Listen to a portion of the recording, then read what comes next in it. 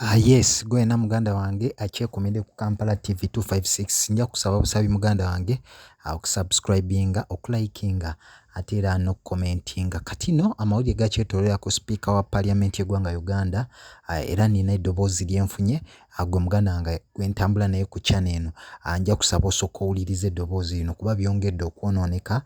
President Museveni ayise speaker mu State House nsonga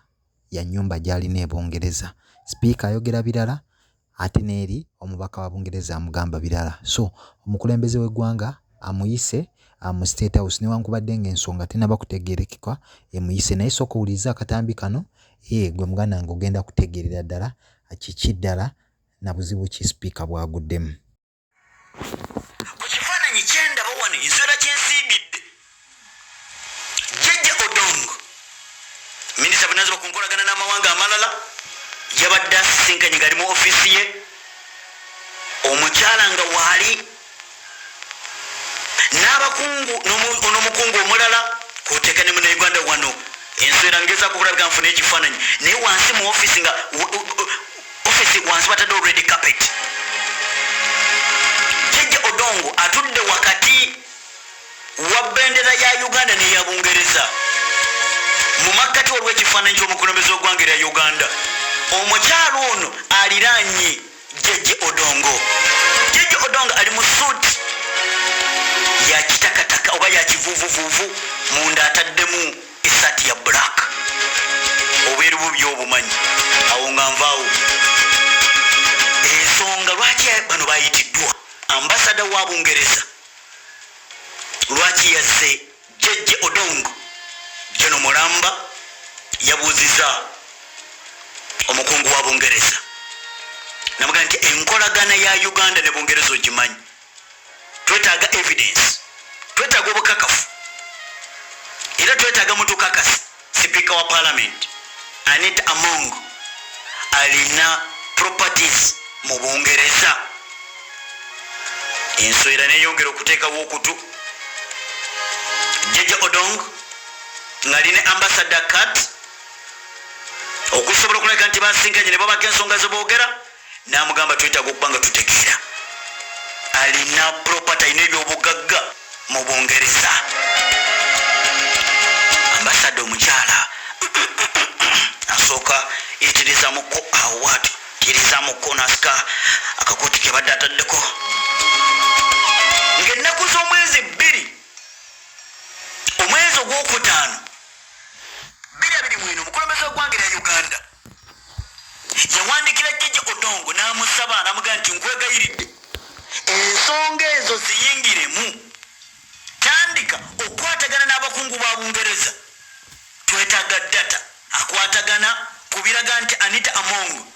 alina amayumba mu ggwanga erya Bungereza. Omukyalo ono kate yategeezezza nti nasooka n'empulira sanctions ziyita envumbo nga ziteekeddwa ku Speaker wa Parliament Anita Among. Ningamba lwaki omukyala nga yabuuza agamba nti lwaki olw'okuba alina ennyumba oba alina amayumba mu Bungereza nenti alina bank accounts mu Bungereza ag'omunda nga gategeeza nti amayumba gano bwe gaba nga gyegali mbu okusinza ku nsolo yaffe okusengeeraga mbu Anita Among ennyumba zino azijja mu mbu kasukulu fees akaweerera abaana be balina mu ggwanga erya Bungereza.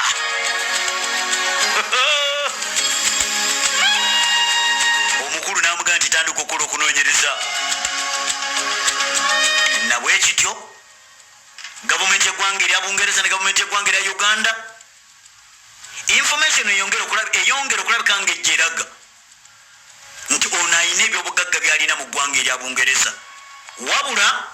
kati okunoonyereza kukyagenda mu maaso n'okuba nga kukolebwa. Omukyala ono kati yagaanye okugamba okufulumya information ey'omunda. Jjajja Odongo n'amugamba nti nyabo twetaaga information ngituwe nsobole okugamba mukama wange president alina information gyanneetaagamu yogera alina ebyobugagga oba talina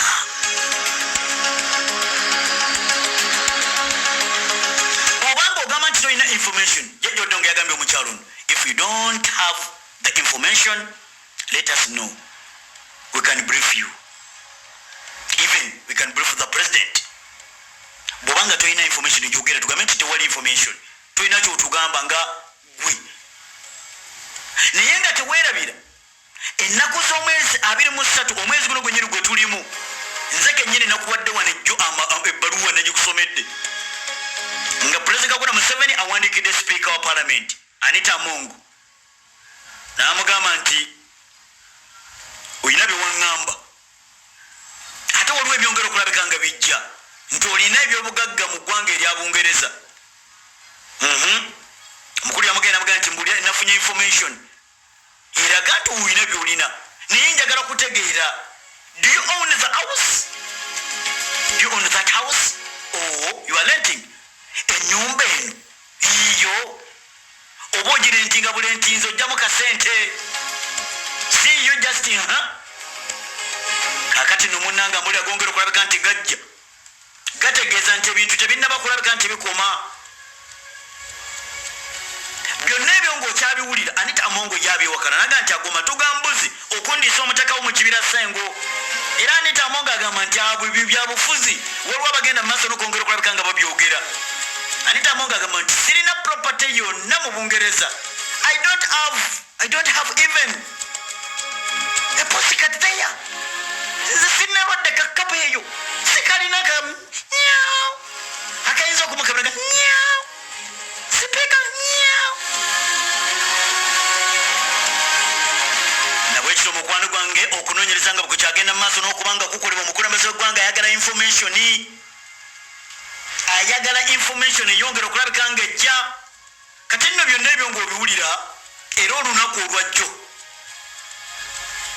Jeje Odong minisita bunaza bakunkolagana n'amawanga amalala yabadde akyali mu ofiisi yakasiibula bano ambasada wa Amerika n'ayingirawo ambasada wa Amerika mu Uganda n'amugamba ssebo nti sipiika wa parliament omutaddeko envumbo n'abalala nsonga za buli bwanguzi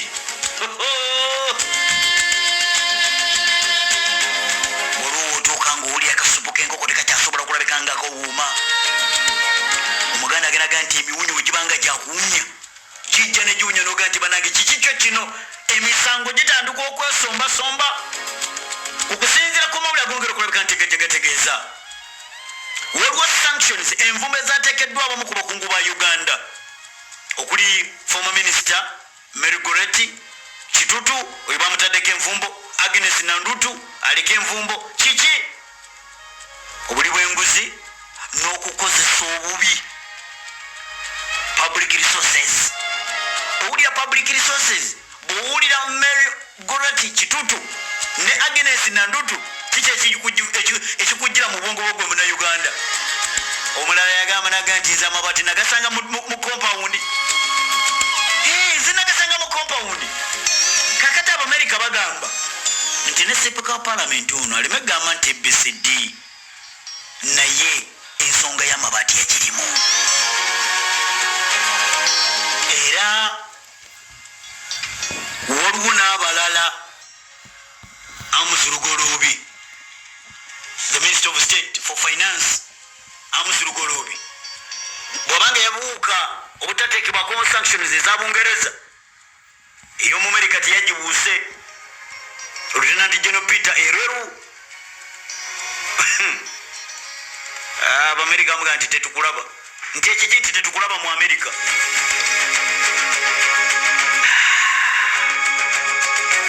Uganda ddagala lyayo kale katubirindire tulabe